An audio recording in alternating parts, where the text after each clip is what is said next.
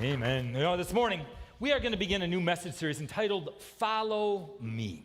And remember that old game Simon Says?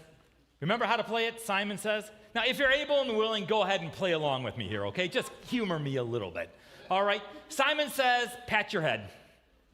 Simon says, pat your knees. Simon says, touch your elbow. Touch your nose. You're out. All right? See, but that's how many people view Christianity, right? I mean, many people view Christianity as Jesus says. Jesus says, do this. Jesus says, do that. Jesus says, don't look at her. I mean, Jesus says, he says all of these things. And so many people believe that Christianity is simply a bunch of do's and don'ts. It's a bunch of rules and regulations that we need to follow what Jesus says. And have you ever noticed when you play like that, when you think like that, it's easy for us to become extremely judgmental, where we can look at other people and we can point at them and say, well, first of all, they're not playing the game. Why are they not playing Jesus says? Or we look at people and we think, well, they messed up.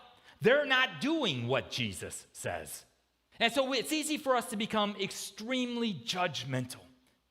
But when you look at the Gospels, Matthew, Mark, Luke, and John, we see that Jesus invites us into this intensely relational relationship. I mean, he's extraordinarily relational, intensely relational. In fact, at one point, Jesus said he came into the world so that we could know what God the Father is like.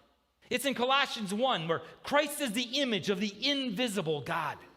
You want to know what God the Father is like? Look at Jesus. And Jesus uses all of these kind of relational kind of illustrations. Father and child. Our Father in heaven. We could pray to our Father in heaven, Abba, Daddy. And our Father in heaven, a perfect Father, watches out for us and takes care of us. He uses illustrations like, I am the vine, you are the branches.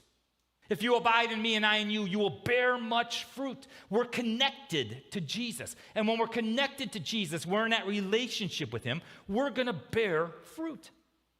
He uses illustrations like a shepherd and a sheep. Now, I mean, straight up, we don't fully understand that illustration being city folk here in Central Florida. But at one point he says, my sheep hear my voice and they follow me.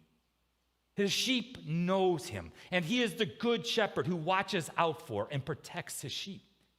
When you look at the Gospels, it's all about relationships. And if we're focused on rules and regulations, well, then you know what? We're missing something big. Because Jesus invited us into a relationship. He says, follow me.